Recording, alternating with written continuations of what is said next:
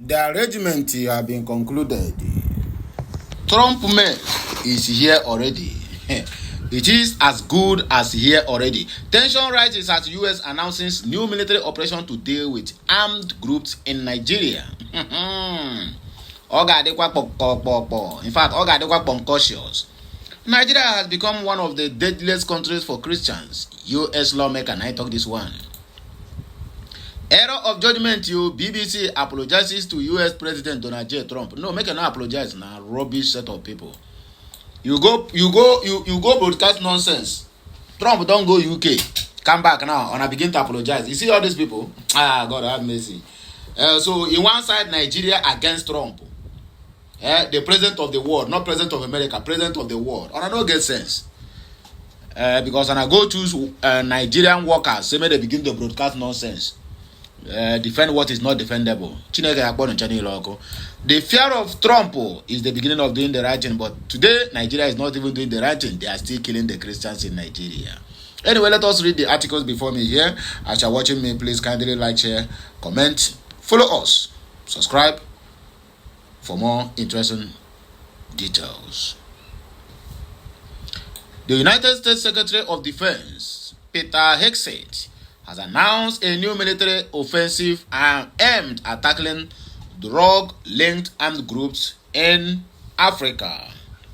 Nigerians report that the action comes amid mounting concern that Washington's expanding naval presence in the region could precede land strikes and escalate into a broader conflict.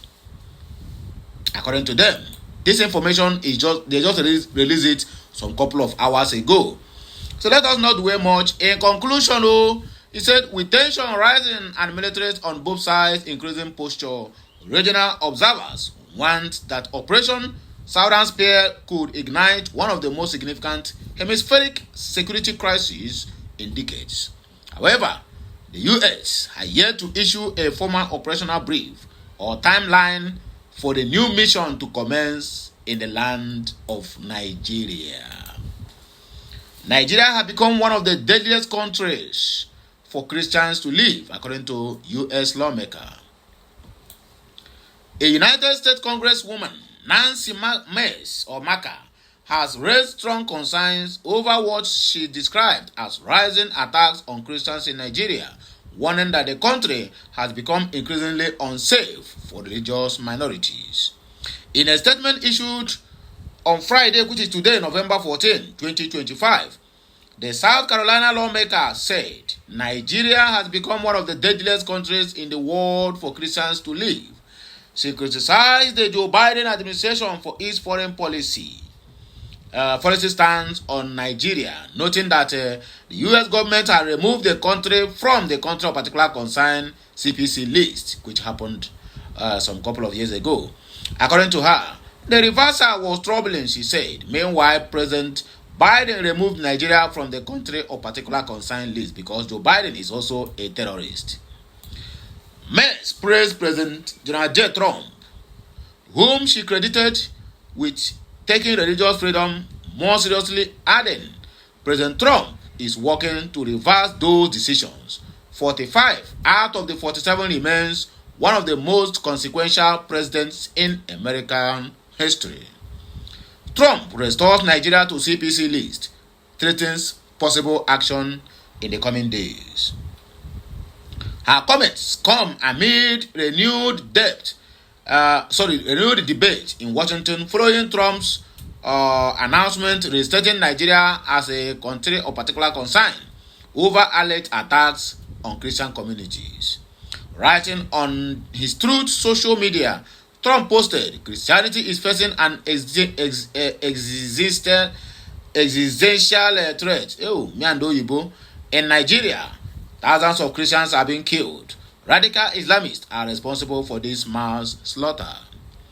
He declared, I'm hereby making Nigeria a country of particular concern, but that is the least of it because many sanctions is going to follow.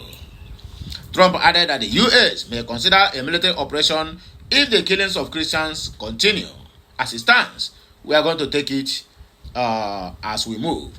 However, another U.S. Congressman, Bill Huizenga, has downplayed the likelihood of Trump launching any military intervention in Nigeria, despite the former president's fiery remarks. Speaking with Arise TV, Osetigo explained that Trump's comments were an expression of frustration rather than a signal of imminent military action. He said, I suspect that that is not a high priority of having actual military intervention. Significantly in Nigeria, while I don't envision a surprise attack, I don't envision that there is going to be a military response anytime soon. Instead, Osetigo said Trump was more likely to pursue targeted sanctions. I would first and foremost encourage economic pressure and sanctions on both individuals and organizations. I think that would be the most effective, he said.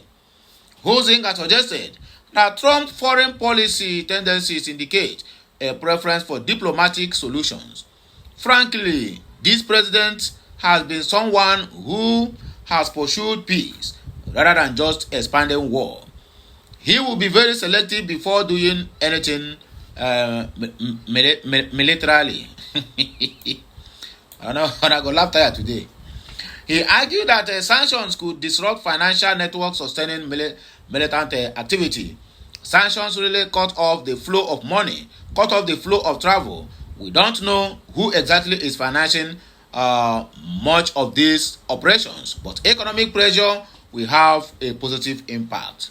We are waiting. I don't like this too much talk. Trump and your men. We are waiting.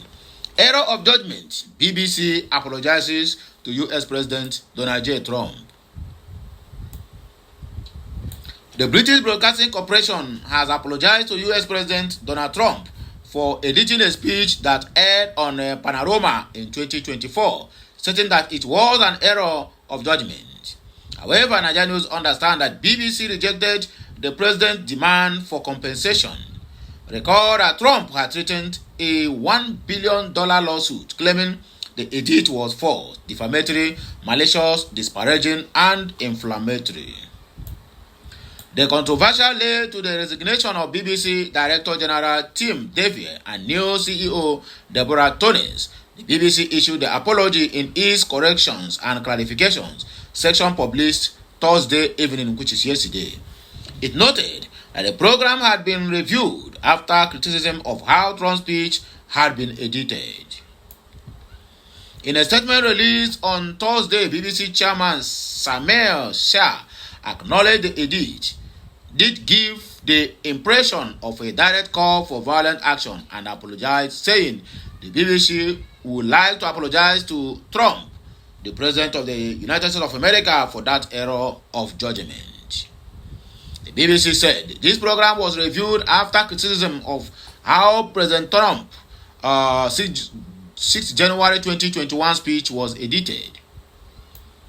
During the sequence, we showed experts taken from different parts of the speech. However, we accept that our edit unintentionally created the impression that we are showing a single contentious section of the speech rather than experts from the different points in the speech, and that is this gave the mistaken impression that President Trump had made a direct call for violent action.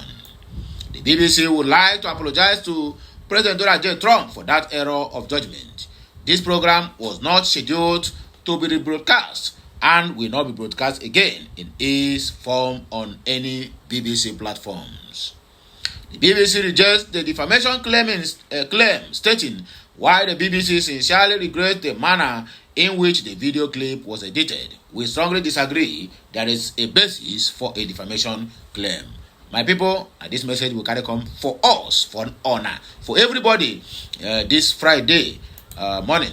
TGIS. TGIF, thank God, say a Friday we day. Anyway, as it stands now, I'm going to bid bye-bye to all of you as we are going in to arrange other Ubonga news. So please, help me to circulate this message, let it go viral. The fear of Trump is the beginning of MIA. Like, share, comment, follow us, subscribe for more videos. And I go hear us again when we come back.